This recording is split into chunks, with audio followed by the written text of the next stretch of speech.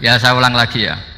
Berarti Rasulullah adalah Rasul yang sukses membuat sarana orang kembali ke Allah, mengakui kudrahnya Allah dengan sarana apa saja, melihat rumput, melihat hewan, dan hewan itu ya apa saja, gabah itu apa saja, hewan yang melata di bumi apa saja, semua bukti kudrahnya Allah. Bahkan Rasulullah sukses membiarkan umatnya nggak ditunggui beliau tetap iman, mergo ditunggui konsep sing super gini kok Al-Qur'anul Karim. Jelas ya? Tapi caranya memahami ya seperti yang saya terangkan ini. Ya saya baca lagi ya yang. Jadi annal mu'jizati pakai jamak muannas salim, annal mu'jizati al-madiyata, mukjizat-mukjizat yang sudah kelewat itu kanat khisiatan, bersifat fisik. Tusyahadu bil absor, hanya bisa dilihat dengan mata kepala. Karena qoti soleh wa asa Musa. Wa mu'jizatul Qur'ani tusyahadu bil basirah. Sementara mukjizatnya Quran disaksikan dengan mata hati, dan setiap orang punya mata hati. Fayakunu man yattabi'uhu li ajliha aksar. Li anna alladhi yusyahadu bi ainir ra'si yang qaridu bin qiradi musyahidihi. Walladhi yusyahadu bi ainil aqli bakin yusyahiduhu kullu man ja'a ba'dal awal mustamirron. Sesuatu yang dilihat dengan mata kepala, setelah para saksi ini meninggal, maka setelahnya mencari-cari, bisa percaya bisa enggak. Tapi mukjizat yang disaksikan mata hati, siapapun percaya dan sampai ila yaumil kiamat. Dan tentu Quran lebih unggul dalam hal ini. Dan insya Allah kita semua adalah ahli Quran. Yaitu harus punya kesimpulan falam mata bayana lahu qala a'lamu annallaha ala kulli syai'in qadir. Sebagian ayat wa li ta'lamu annallaha ala kulli syai'in qadir wa annallaha qad ahata bi kulli syai'in ilma. Itu kenapa mukjizatnya Quran dasar. Itu yang gampang-gampang ya, melihat nyamuk, unta, kerbau itu yang gampang. Anda tak naikkan kelas sedikit menjadi agak ilmiah. Misalnya begini, kamu ahli falak. Misalnya kayak Batu Rehan ya. Itu pasti tahu kalau matahari dan rembulan dibikin Allah itu asyamsu wal qamaru bi husban, bahwa matahari dan rembulan dibikin ini untuk hisab. Walladzi ja'ala syamsa diya'a wal qamara nuran wa qaddarahu manazila li ta'lamu 'adadas sinina wal hisab. Sehingga ketika ternyata betul samsiyah bisa dihitung menjadi tahun samsiyah, yang oleh bahasa milenial disebut Masihiyah. Sayyidina Umar agak tersinggung. Sebetulnya yang namanya hisab itu tidak ada hubungannya dengan Masehi dan Hijriyah, itu tidak ada. Semua berdasar matahari atau apa? Rembulan. Lah sialnya yang samsiyah ini oleh bahasa internasional disebut apa? Masihiyah. Makanya Sayyidina Umar marah terus bilang ya sudah kalau gitu Qamariyah bikin apa? Hijriyah. Jadi itu sebenarnya nama politik. Sebetulnya kalau objektif yang jadi ukuran ya samsiyah sama Qamariyah. Berhubung ini sudah diambil tetangga partai sebelah, akhirnya ya kira-kira gitu. Jadi kira-kira seperti itu. Akhirnya kita namanya apa? Hijriyah, apa samsiyah sama apa? Hijriyah. Sebetulnya yang asli ya samsiyah, Qamariyah. Tapi nggak apa-apa lah. Dunia itu mesti ada politiknya. Lah yang repot orang-orang fanatik hukum pakai bahasa nasional, itu repot. Jadi misalnya kematian Yesus Kristus, itu mesti Batu Rehan kan nggak percaya, akhirnya ditambahi kematian Sibeh. Karena kalau bilang iya kan percaya, makanya ditambahi apa? Sibeh. Karena menurut orang Islam berkeyakinan Nabi Isa itu nggak terbunuh, maka ditambahi apa? Sibeh.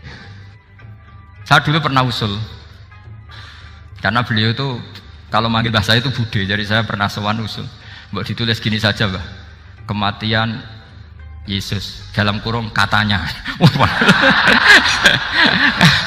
Tapi mungkin terlalu vulgar ya, jadi akhirnya dibikin apa? Sibeh ya. Di kalender Kudus kan apa? Sibeh ya, ditambahi Sibeh. Ya nggak apa-apa lah, yang penting keyakinannya masih benar gitu, jadi masih benar. Kalau usulan saya terlalu ekstrim, maka dikasih apa? Katanya.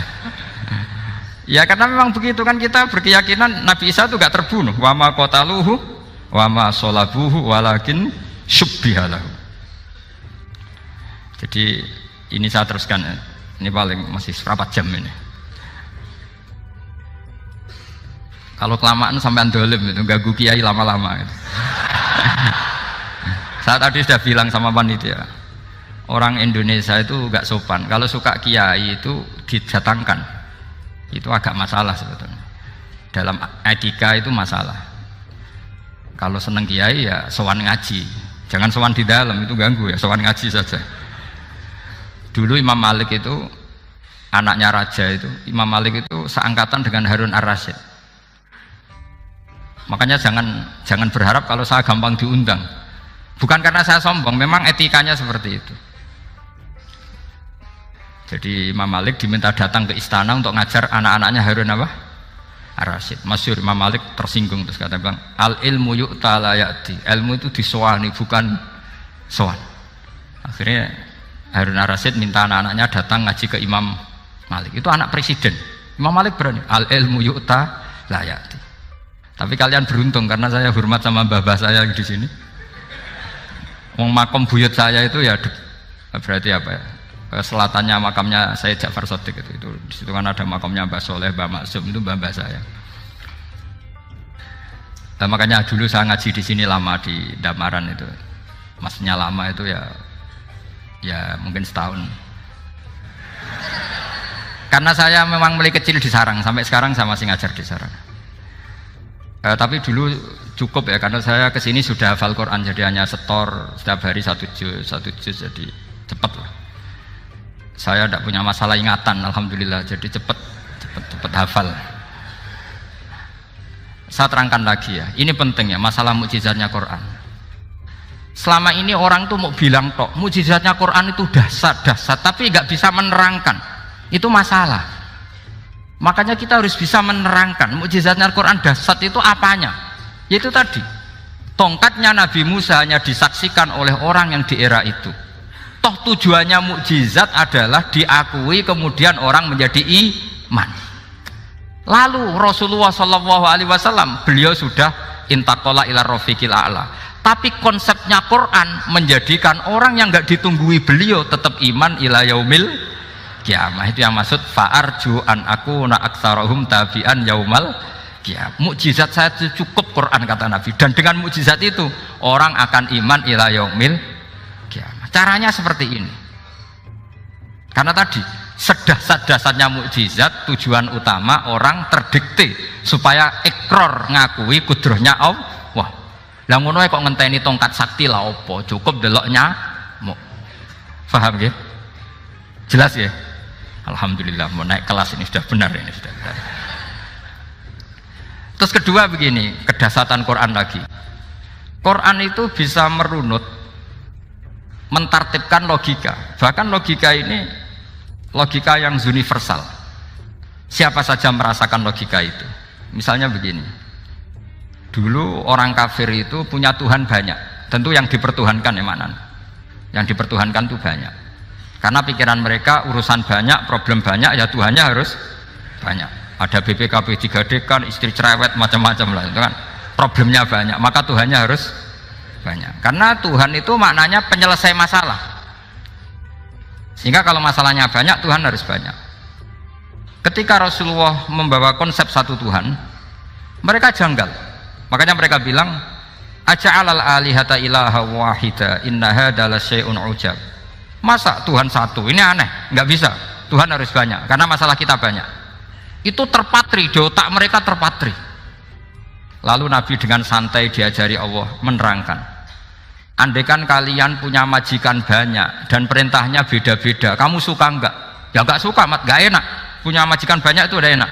Milih mana majikan banyak sama satu? Satu aja, mat. Tuhan kamu adalah majikan kamu. Kalau banyak kamu bingung. Ya mat, satu aja mat.